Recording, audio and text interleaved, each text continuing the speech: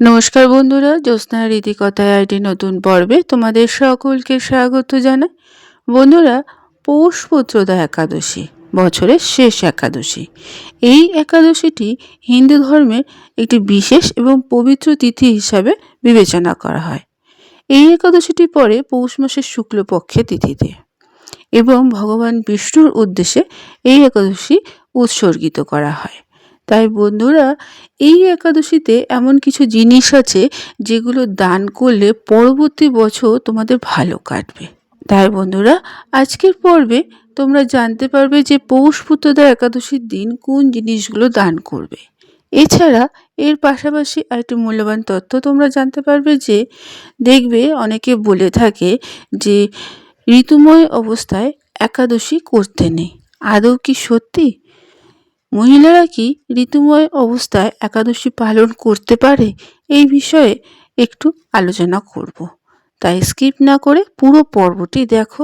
ভালো লাগলে সবার কাছে শেয়ার করে দেবে এবং পরবর্তী ভিডিও পাওয়ার জন্য পাশের বেল আইকনটি অবশ্যই প্রেস করে রাখবে। তাহলে চলো আজকের পর্বটি শুরু করা যাক। বন্ধুরা, ধর্মীয় বিশ্বাস অনুসারে এই পৌষ পুত্রদা একাদশীর দিন পূর্ণ আচার অনুষ্ঠান এবং নিষ্ঠার সাথে পুজো করলে সন্তানদের সাথে সম্পর্কিত সমস্যা দূর হয়। তাছাড়া এই তিথিতে করা দান অত্যন্ত শুভ ফলদায়ক হয়। তবে শাস্ত্রে আরও বলা আছে যে এই শুভ দিনে কিছু জিনিস দান করা নিষিদ্ধ, কারণ এটি ইতিবাচক ফলাফলের পরিবর্তে নেতিবাচক ফলাফল দিতে পারে। বন্ধুরা, প্রথমেই বলি, ধর্মীয় গ্রন্থ অনুসারে পুত্রদা একাদশীতে লোহা বা লোহার তৈরি কোনো জিনিস দান করা উচিত নয়। এছাড়া কালো তিল, কালো পোশাক দান করাও উচিত নয়। এই জিনিসগুলি শনি গ্রহ বা নেতিবাচক শক্তির সাথে সম্পর্কিত, যা জীবনে বাধা সৃষ্টি করতে পারে। দ্বিতীয়ত, এই একাদশীর দিনে তেল দান করা অশুভ।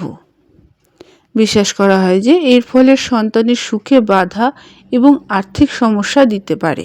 তৃতীয়ত, পৌষ পুত্রদা একাদশীর দিন কাউকে লবণ দান করবে না বা ধার দেবে না। এটি করলে পুণ্যের পরিবর্তে পাপ হতে পারে। এগুলো তো দান করবে না, তবে পুত্রদা একাদশীর দিন বা পুত্রদা একাদশীর শুভ তিথিতে হলুদ বস্ত্র, জাফরান, ছোলার ডাল, গুড়, হলুদ ফুল দান করা অত্যন্ত শুভ। এটি করলে গ্রহের অবস্থান শক্তিশালী হয় এবং জীবনে ইতিবাচক শক্তি আসে। এছাড়া এই দিনে ফল, শস্য বা ধর্মীয় বই দান করা পুণ্য বলে মনে করা হয়। দরিদ্র ব্যক্তি বা ব্রাহ্মণকে দান করা সর্বোত্তম বলে বিবেচিত হয়। বন্ধুরা, যদি মহিলারা স্বেচ্ছায় ঋতুস্রাবের সময় একাদশীর উপবাস পালন করতে চান তাহলে তারা করতে পারে। শাস্ত্রে কোথাও বলা নেই যে ঋতুস্রাবের সময় মহিলারা উপবাস করতে পারবে না। তবে এই সময় কিছু সতর্কতা অবলম্বন করা খুবই গুরুত্বপূর্ণ। যেমন, যদি তোমরা ঋতুস্রাবের সময় উপবাস করো তাহলে এই দিনে সম্পূর্ণ জল ছাড়া উপবাস এড়িয়ে থাকবে। ঋতুস্রাবে শরীরকে দুর্বল করে তোলে এবং জল ছাড়া উপবাস তোমাদের স্বাস্থ্যের জন্য ক্ষতিকারক। সাধারণত একাদশীর উপবাসের সময় দিনের বেলায় বিছানায় ঘুমানো নিষিদ্ধ। তবে যদি তোমাদের তীব্র শরীর খারাপ হয় বা তোমরা বসতে বা দাঁড়াতে অসুবিধা বোধ করো তাহলে শুয়ে থাকতে পারো।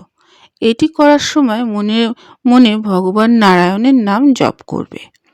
এই দিনে বাড়িতে অন্য কোনো মহিলাকে পুজো করতে বলতে পারো। পুজোর উপকরণ স্পর্শ করবে না, দূর থেকে আচার অনুষ্ঠান পালন করো এবং উপবাসের গল্প শোনো। উপবাস রাখার সময় খেয়াল রাখবে যে নিয়মিত বা ঘন ঘন জল খাবে, দুধ এবং ফলমূল খাবে। বন্ধুরা, আজকের পর্বটি এখানেই শেষ করলাম। এতক্ষণ আমার ভিডিওটি দেখার জন্য ও শোনার জন্য তোমাদের অসংখ্য ধন্যবাদ।